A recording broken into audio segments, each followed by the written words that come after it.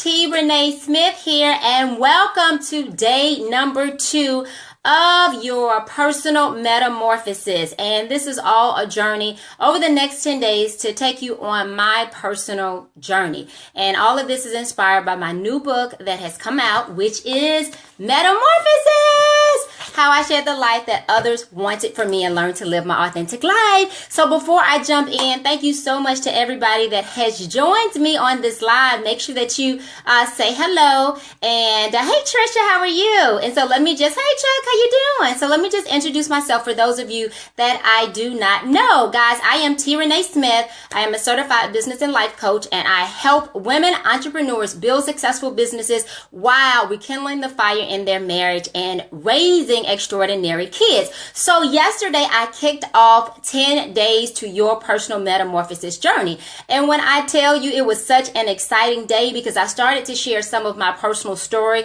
which included me spending 3 years in federal prison, me having to file business bankruptcy, start a new business all over, and 1,000,001 other things. And when I first decided that I was going to come out with the book and to do the challenge, I was a little bit nervous, because you never ever know what people are going to say or how they're going to receive you. And so I had to overcome that fear and just say, you know what? This is my story. This is my testimony. This is what God has delivered me from, and I've got to do it. Because I had some family members that were like, well, now you don't want to put your business out in the street, and you probably want to keep it to yourself. Nobody found out, this far. So why don't you just not say anything?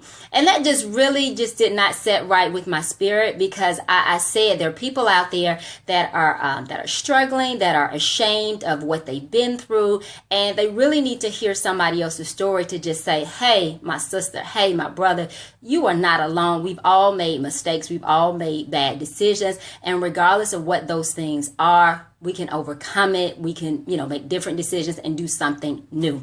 So I want to say thank you to everybody out there that sent me a message, that sent me a text, a Facebook, post yesterday, and said, thank you for sharing your story. It has encouraged me to keep moving and to keep striving. I read all of those messages, and it means so much to me. And it just confirms that when you share and when you're authentic and when you're transparent with people, it resonates with them. I think a lot of times we get so caught up in the facade, and we get so caught up in keeping up with the Joneses and what everybody else is doing, and red bottom shoes, and what kind of car you drive, and what kind of house you live in, and what kind of clothes are you wearing, that oftentimes, we miss our purpose and we miss our calling and what we're supposed to be doing, because we get caught up in material things. So thank you so much to everybody that has been so supportive in this process. And as I was saying yesterday, many of you have a book on the inside of you. And so as we're going over this next, 10-day journey, get that book on the outside. Get it, write it, because people are waiting to hear from you. So today is all about, I'm going to talk real quickly about my journey and my experience with birthing my 2 sons, or getting them here, and the miscarriages that I experienced. And it's so funny, because when I was going through this, I was very private. I only really spoke to a few people, and one of them was a good friend. She had experienced 3 miscarriages. And by the time I was pregnant and had experienced my first miscarriage, she had experienced 3 miscarriages, but God had blessed her with 3 kids. And I remember when I was talking to her, and she was just trying to comfort me and trying to be there for me. And if any of you all have experienced it, it's such a devastating loss. And the words and comfort that people have, it's nice and appreciative, but it's something that you have to go through on your own. Even if you're married and your husband is there and he's, being supportive, it's still something that you experience. And so when I was thinking about this, when I was writing my book, I was just going back and kind of looking at, pictures, and just kind of, going back through the experience. And guys, I'm going to show 2 pictures to you. This one right here is a picture when I was pregnant with my first son. Honey, I had some big boys. He was 8.5 pounds. And then this is a picture when I was at my baby shower. That's one of my really good friends with my second son.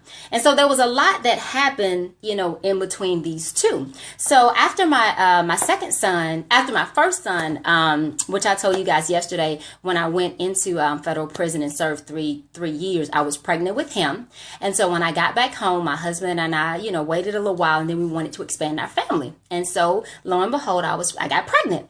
And so I was going to the doctor just for my regular routine check. It was my first 6-week check, and we were going to do an ultrasound. And we went to do the ultrasound, and the doctor was like, something's wrong. I don't hear the heartbeat. And I was actually miscarrying at that point. And so she gave me some medicine and she sent me home, which is basically like, it's nothing that we can do. And so I was devastated. I guess I was probably about 9 weeks along, or almost 9 weeks along. And the baby was only measuring 6 weeks.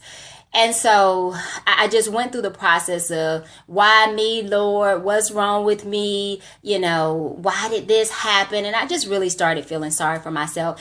And eventually I had to come to a point and just say, you know what?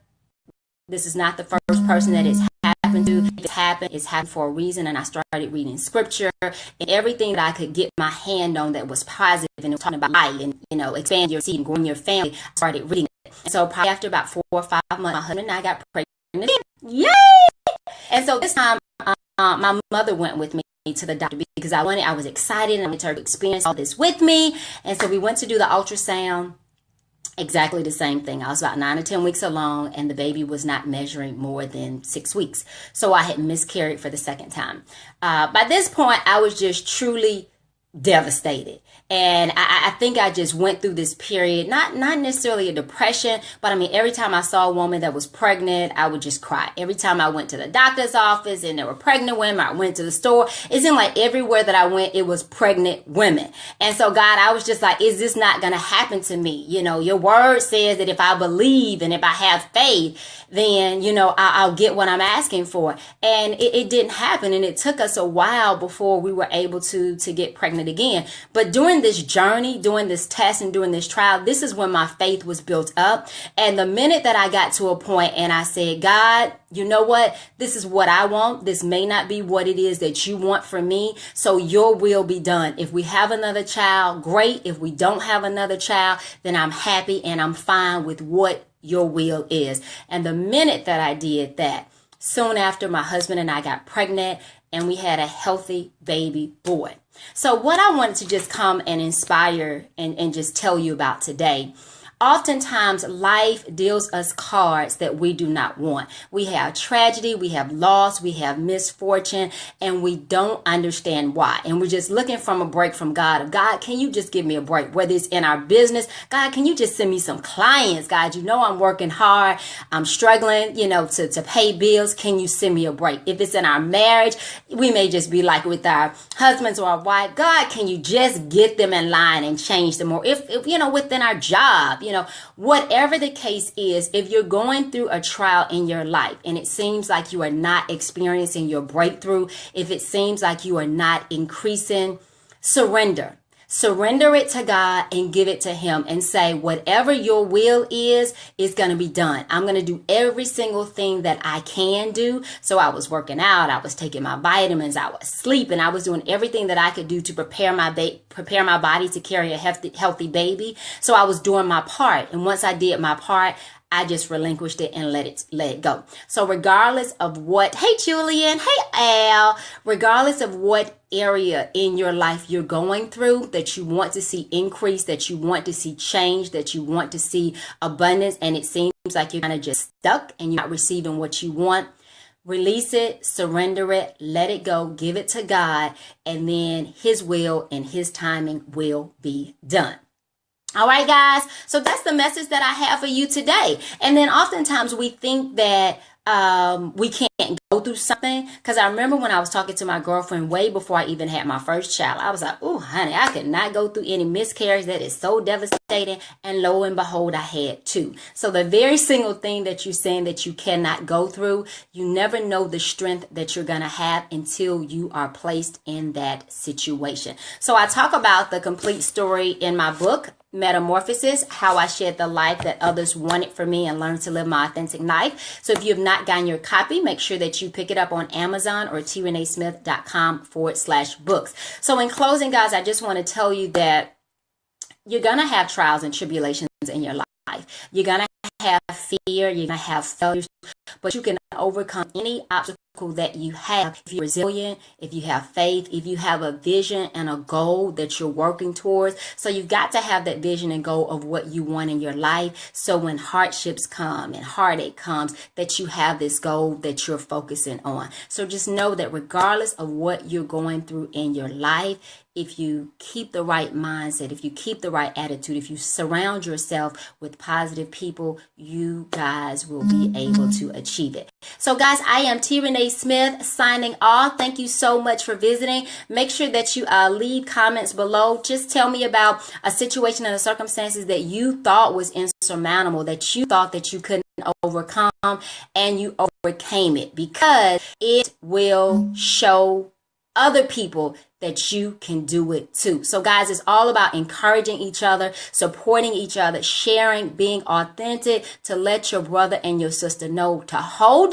on, because victory is coming. All right, guys, I will see you tomorrow for day number 3 of this personal journey to experiencing your metamorphosis. I'll talk to you later. Bye-bye.